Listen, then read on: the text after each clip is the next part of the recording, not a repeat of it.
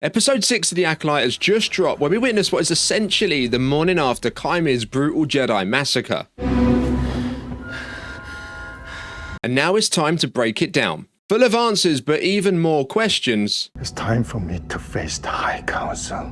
Episode 6 throws the twins into separate, yet strangely connected journeys. Whilst their masters' respective pasts are shrouded in more mystery than we could ever have imagined. Before we jump in, remember to leave a like on the video if you enjoy it, and if you want to catch more of our Star Wars videos, then make sure to subscribe to the channel. With all that out of the way, let's get into The Acolyte Episode 6, titled Teach Corrupt.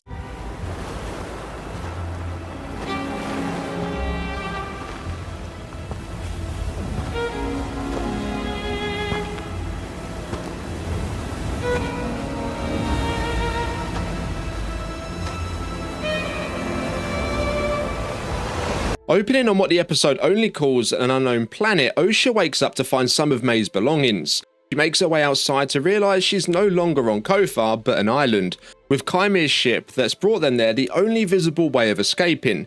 Now, this is the island we saw in the trailers, and also at the end of episode 1 where we first met the mysterious Sith. With many fans speculating the island was actually Uktu, the island Luke isolated himself on in the sequels. Whilst it does look similar, if that was the case, the episode would likely have told us that, but they didn't, so they're likely hiding something here. Besides, this island seems to have its own native species, which look a little bit like mini elephants, which in my opinion are way better than porgs, but the fact we don't see any porgs is another sign that this isn't actually Luke's one-day home.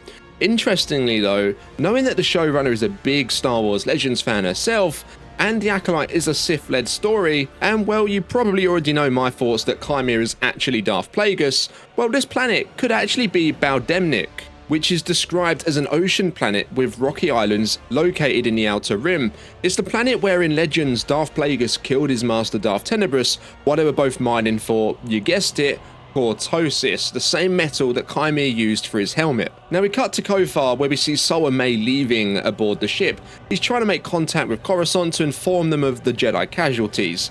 His whole team he went there with is gone. This surprised me a little as I didn't think Sol would do that initially, but the guy could be in a state of shock, and we do see him take action to avoid the Jedi later on in the episode, but we'll talk about that a bit more when we get to it.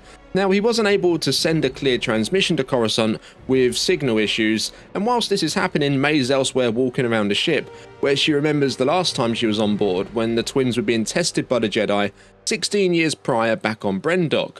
Now, Basil's still there sniffing around, as he was at the end of episode 5. He's aware it's May and not Osha, but he can't communicate it as Yord was the only Jedi there that spoke his language. Not much really happens with Basil in this episode, apart from he puts Pip on his charging port and kicks May a few times, but I think they're keeping him around invisible for a reason. Now May, we'll talk about it here, performs a memory wipe on Pip and puts him back together with an older body unit found on Osha's desk. He's very much her droid now, which is seen with his lights now turning red rather than the blue before. Anyway, May hears Sol desperately trying to contact the Order and Master Venestra when she tries to sneak up on him from behind, knife in hand, ready to finish what she believes they started. Until Sol becomes aware of her presence and calls her by the name of Osha, asking her to fly the ship for him. If Sol's sensing someone's presence behind him, surely he knows even at this point that it's May and not his former Padawan. What Sol's doing here, I think, is similar to what Kymir is doing with Osha, which we're about to come on to. Psychology shows us that if you ask someone for a favour, they're more inclined to like you, so this could be Sol's way of trying to soften May's hatred towards him. Now, back on the unknown planet, Osha's following Kymir from afar, observing him, which is a nice way to put it, as Kymir takes off his tunic in preparation for his morning swim. Whilst doing this though, we notice a pretty large scar across his back, which tells us that although the Sith have been in hiding for a long time, they've still seen some action somewhere down the line, and I think a little more about this is revealed by Kymir in a moment, where we can start to put some puzzle pieces together on his backstory.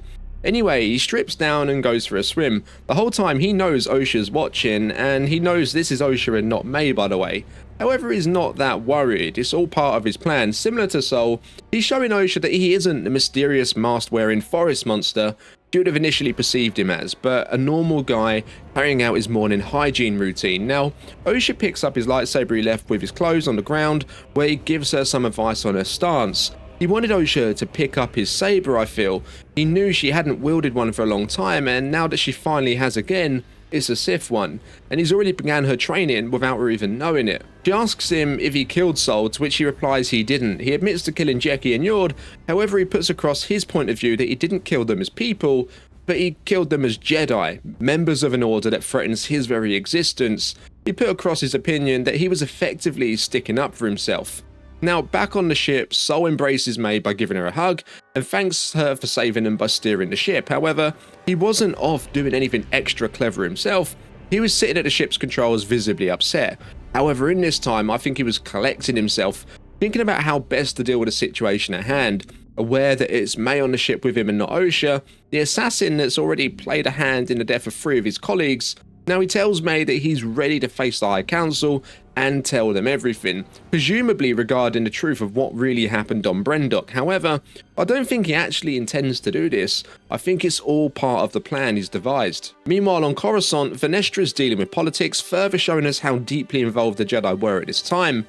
A senator named Ravencourt wants to hold an external review of the Jedi Order, which just shows how the Jedi are an extension to the Republic, rather than being their own separate entity serving the people of the Republic. Now, Ravencourt's an interesting name for a senator.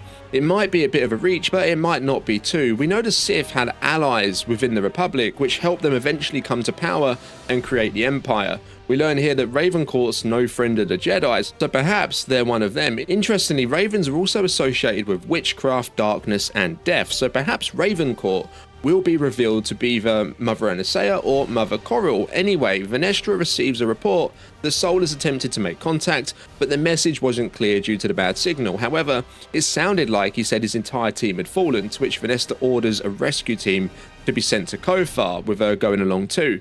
Now, Kymir admits to May that he used to be a Jedi a long time ago. We don't know how long ago that was or how old Kymir even is. However, it does kind of play into what Kymir said to Sol when they faced off in the forest when he said, "You don't remember me," to which Sol replied, "I sense something familiar." Now on the surface, I thought he was alluding to the apothecary where the Jedi confronted Kymir over supplying May with the poison to kill Master Torbin. But there's now the possibility that Kymir was once part of the Jedi Order and actually knew Sol. Perhaps he was a Padawan while Sol was a knight or something, and Sol did tell Osha back on Brendok there are a lot of children within the Order, so it's not unusual for him to not remember them all. But on top of this, Kymir mentions that he was thrown away by the Jedi.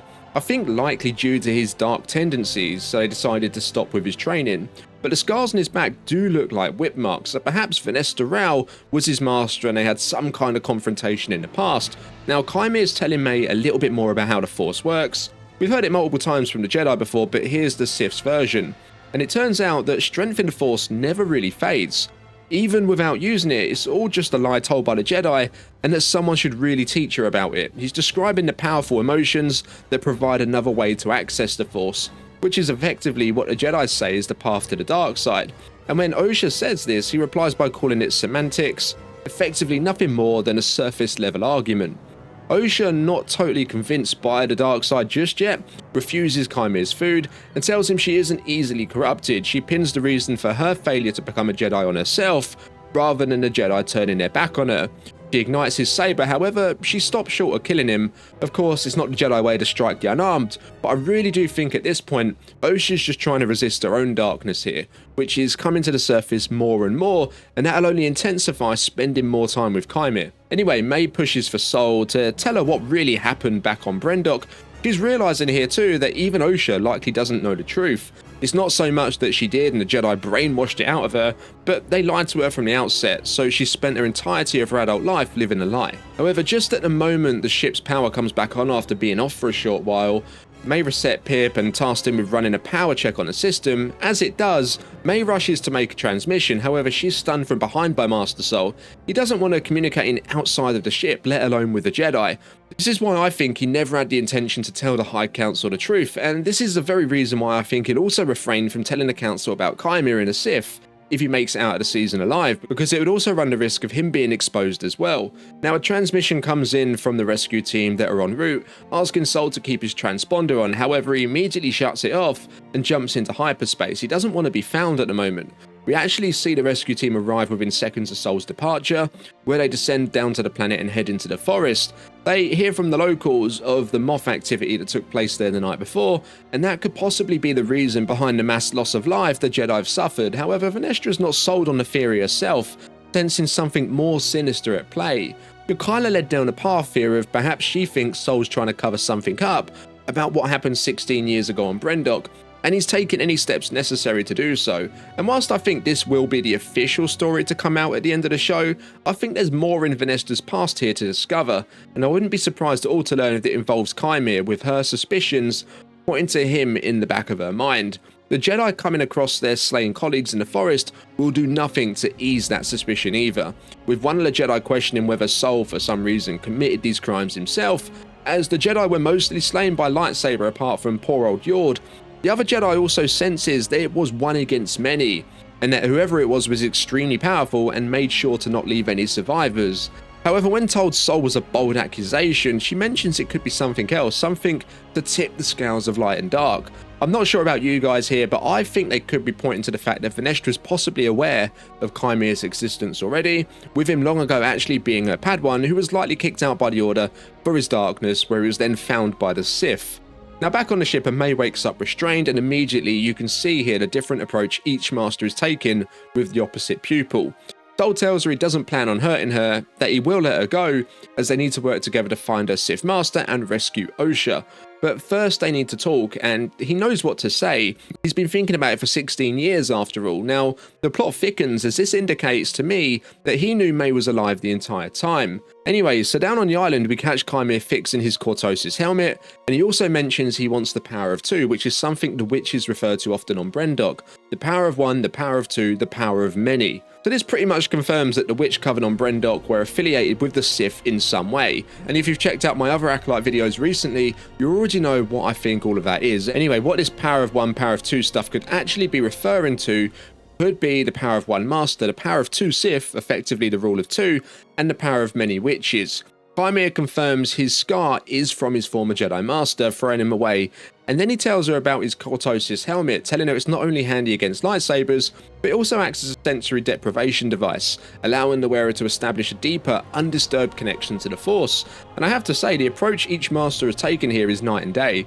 Chimere is not keeping Osha there against her will. He said she could swim off the island if she wanted, and he's telling her a little bit about himself, his past, and his desires, whereas Sol on the other hand has literally restrained May and is effectively keeping her prisoner. The episode closes with Osha, off her own accord and through her own curiosity, putting on a Cortosis helmet herself, showing us that she's becoming more and more comfortable with her surroundings and Chimere, and what he's telling her, unlike Palpatine who seduced Anakin and kind of guided him to the dark side, Chimere's taking a different approach. He knows her darkness is there, but he's just allowing her to become comfortable with it herself.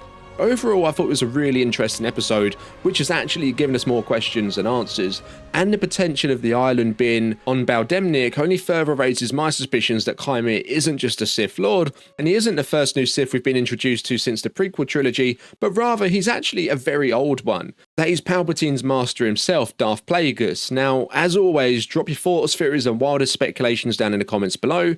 Do you think Chimere's Darth Plagueis himself or someone else? Give the video a thumbs up if you enjoyed it, and subscribe to the channel if you'd like to catch more of our Star Wars videos. I'll catch you in the next one. May the Force be with you.